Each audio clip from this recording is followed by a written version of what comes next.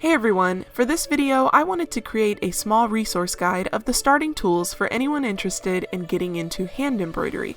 I'm a beginner myself, but I love seeing the fun and beautiful designs that people create and even how much extra detail it can add to a cosplay.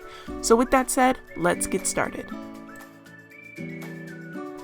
So of course, the first thing you're going to need is some kind of fabric. There's no real right or wrong fabric for your embroidery. So whether you're using a square of fabric, the piece of your costume, or customizing a clothing piece, you can embroider on just about anything.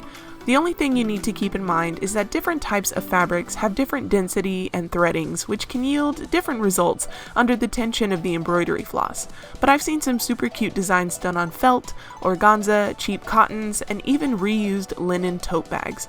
So feel free to test out different fabrics in different colors and styles to see what you like best for your design. The next item you're going to need is a hoop. Hoops come in all kinds of different sizes, and the main ones you'll see in craft stores today are made of wood and different colored plastics. The hoop is generally inexpensive and very easy to use. The screw at the top allows for the inner ring to be released, for fabric to be stretched over it and then tightened back into the main ring. That way your project is held tightly and you can work on it more easily. I personally prefer the wood hoops, as I found that using a bit of wood stain or paint can let you customize your project even more. Up next is embroidery floss. Floss comes in more colors than you could imagine and is very inexpensive. DMC Floss is the biggest brand and is what you'll find most in your local craft stores. Embroidery floss is special in that one general strand can separate into 6 individual threads. This allows you to control the thickness of the lines of your project and create even more levels of depth and detail.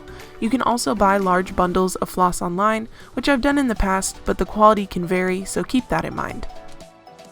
An optional item for your floss that I love are these plastic bobbins. They are super helpful in storing and organizing your floss. You can write the number for specific colors onto the bobbin itself, and that way you can keep better track on what colors you're running low on. They sell these in just about every craft store, but you can also get them in large quantities in places like Wish and AliExpress. Another very obvious tool you'll need are some embroidery needles. DMC has their own brand of needles, which is what I have here, but the brand isn't really all that important. One thing to keep in mind though is the sizing. Embroidery needles can come in very small or very large sizes.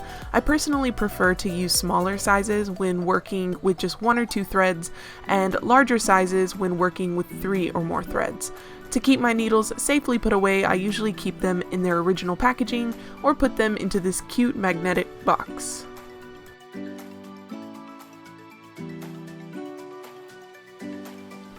The last 2 items I'm going to go over are completely optional but extremely helpful.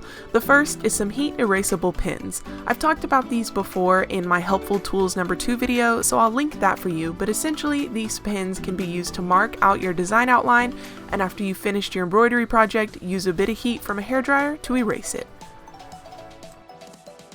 The final item is this awesome printable stabilizer. This stuff is such a game changer, as you can put it into your printer, design your outlines on your computer, and then just directly print it out onto the stabilizer itself. Then you just stick it down to your fabric and you're ready to go. After you're done embroidering, you simply soak the project in some water and the stabilizer will basically melt away. And there you have it, the beginning tools and a couple optional ones to help you get started with the amazing hobby art form that is hand embroidery. If you have any more advice for beginners or any other tool recommendations, please feel free to leave them in the comments. Thank you all so much for watching this video. I hope you enjoyed it, and I will see you in the next one.